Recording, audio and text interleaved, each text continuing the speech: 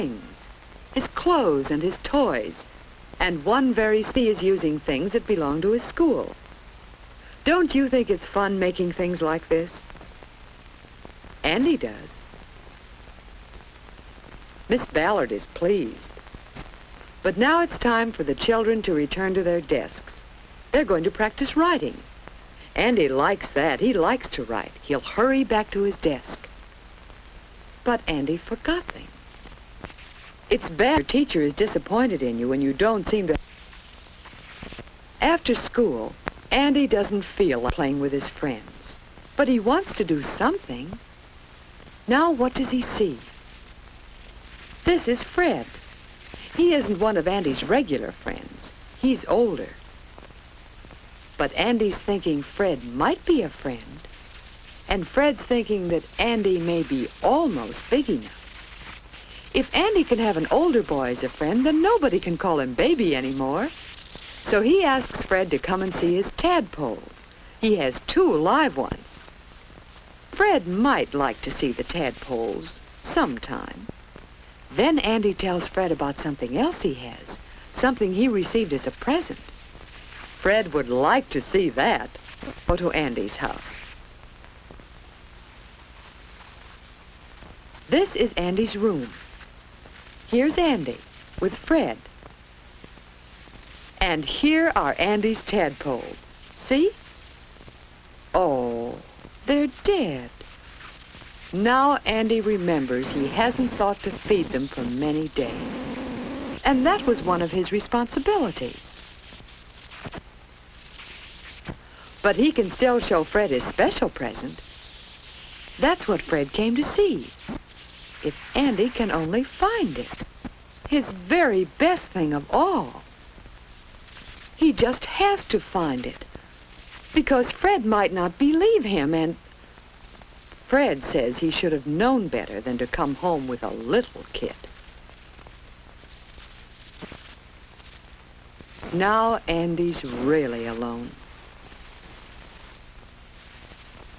And look at this. His jet airplane. Poor Andy. Won't he ever learn to take care of things? Here's June, Andy's sister. She wants to play. But Andy says no.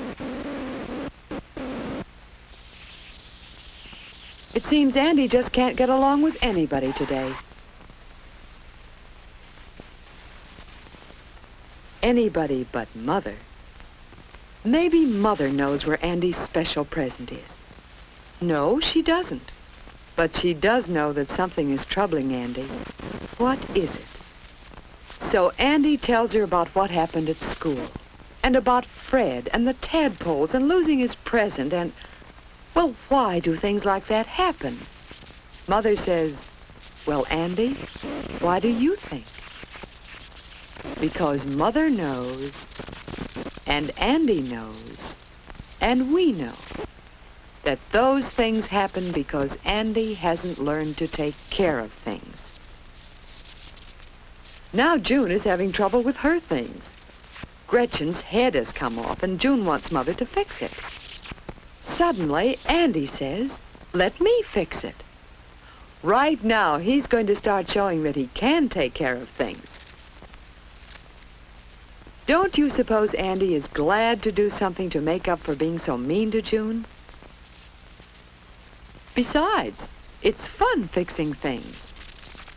When you're through, it's more fun to know you've done a good job.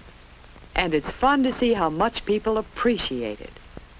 Now Andy knows he has friends. He thinks he can fix that jet airplane, too. But some things can't be fixed. And no fixing will find things you've lost, such as Andy's favorite present. No, Andy will have to take care of his things all the time. He'll begin right now by putting his jacket and cap away where they belong. Then he'll know just where to find them tomorrow morning. That's another one of his responsibilities. But uh-oh, there's a button missing.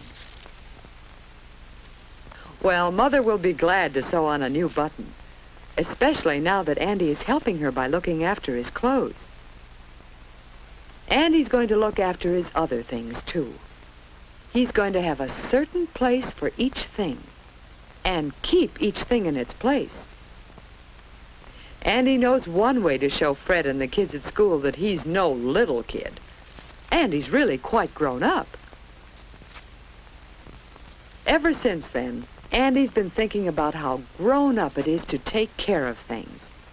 When he cleans up his wagon, he thinks about how often he sees the firemen working over their fire engines and equipment to make sure everything is always ready to use.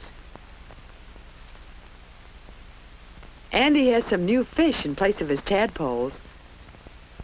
When he feeds them, he thinks of Cousin Len, who helps his father take care of the cows on his dairy farm, where Andy likes to visit.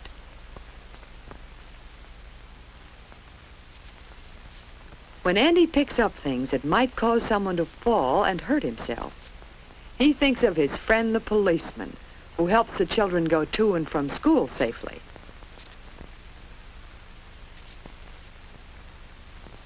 Andy has learned, too, that some things break very easily. So he must be especially careful of them and use them just as they're supposed to be used. That's being grown up, too.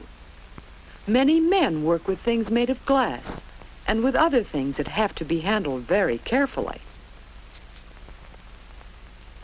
Some things that are fun to do are also messy.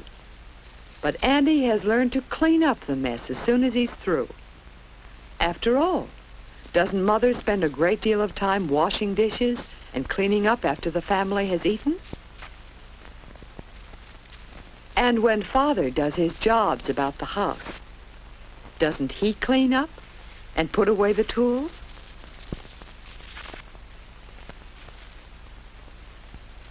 Yes, cleaning up after yourself is a grown-up way to behave. And what's more, you'll know you've done something that's a real help to your family.